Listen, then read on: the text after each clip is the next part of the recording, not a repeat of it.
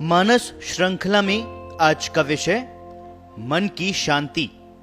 मन चंचल है, व्यक्ति को किसी विषय पर टिकने ही नहीं देता या फिर अनावश्यक ही भटकता रहता है, शुद्ध चिंतन में प्रवेश नहीं करने देता।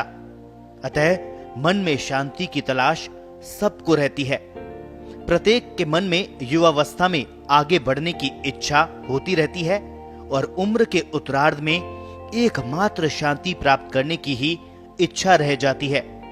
जीवन के उत्तरार्ध में जब व्यक्ति ईश्वर की ओर आमुख होना चाहता है, शांति का मार्ग प्रशस्त होता है। अशांत मन से यह संभव नहीं है। शांति मन का विषय है। बुद्धि और इंद्रियां सदा मन में चंचलता बनाए रखती है। इंद्रिय सुख व्यक्ति को बाहरी विश्व में इतना लिप्त रखता है कि मन की ओर देख पाना अथवा मन की आवाज को सुन पाना उसके लिए लगभग असंभव होता है। इंद्रियों के अनुभव ही मन पर अंकित रहते हैं और उन्हीं की कल्पना में मन लगा रहता है। मन में एक साथ अनेक विषयों का चलते रहना ही तो अशांति का कारण है। इंद्रियों का सुख वर्तमान होता है, जबकि मन पर अंकित स्मृतियां अपने कार्य मन में करती रहती है। इन्हीं के आधार पर व्यक्ति अपने भविष्य की कल्पना करता है। भारतीय दर्शन में योग का विशेष महत्व है। योग में चित्त वृत्तियों के निरोध को महत्वपूर्ण माना गया है, जबकि गीता ऐसा नहीं मानती। गीता में योग का स्वतंत्र अर्थ है। इसके अलावा शांति का दूसरा मार्ग व्यक्ति के सामने नहीं है। यहां तक कहा गया है कि सारी इंद्रियों के निरोध के बाद यदि एक भी इंद्रिय नियंत्रण के बाहर रह जाए तो भी व्यक्ति मशक के छेद की भांति बूंद बूंद करके खाली हो जाएगा। अतः ये कार्य तो 100% पूर्ण रूप से ही संपादित होना आवश्यक है।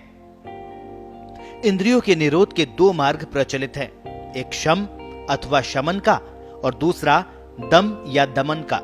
शम शांति प्राप्ति में साधक होता है और इसमें दमन हेतु बनता है।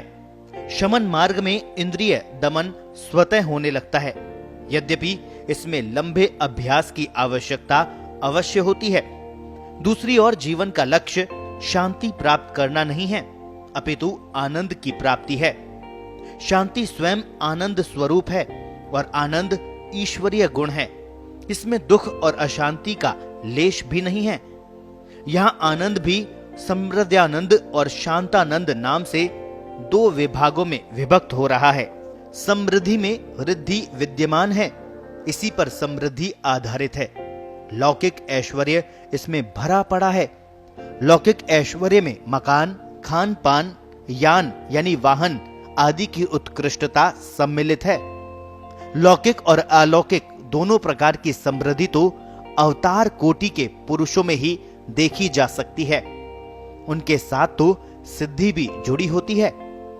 कृष्ण जीवन भर समृद्धानंद में निरंतर लीन रहे, जबकि समृद्धानंद की पूर्णता की रक्षा करते हुए उसको बराबर निभाते रहना अवतार कोटि में ही संभव हो पाता है और कृष्ण उसको सदा निभाते रहे। इसीलिए उनको अच्युत कहा गया है। मानव का परम भाग्यवान रूप भी रिद्धि भाव की लौकिकता तक ही सीमित रहता है। समृद्धानंद सदा तरंगित रहता है, कभी तरंग शून्य नहीं होता। इसके विपरीत शांतानंद में तरंग नहीं उठा करती। अवतार कोटि में इसका एक उदाहरण राम को माना जाता है। चाहे वनवास की बात हो या फिर राज्य भार संभालने की, हर जगह राम की एक रस्ता का ही वर्णन मिलता है। आनंद के दो भेद हैं, शांतानंद और समृद्धानंद। कर्म क्षेत्र में चलते हुए धन संपत्ति की वृद्धि करते रहना समृद्धानंद है। समृद्धि की सारी चंचलता को हजम किए रहना शांतानंद है। किसी व्यक्ति को अचानक बड़ी संपत्ति प्राप्त हो जाए तो उसका समृद्धानंद उछल पड़ता है। स्वजनों परिजनों को आमंत्रित करना, दिव्य भोजन पान, संगीत गोष्ठियों आदि की व्यवस्था उछाल रूप में दिखाई पड़ती है।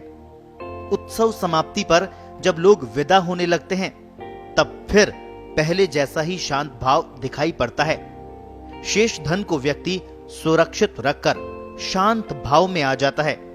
प्रतिदिन उत्सव की उछाल नहीं होती। संसार के सारे सुखों में इसका गूढ़ दृष्टि से अनुभव किया जा सकता है।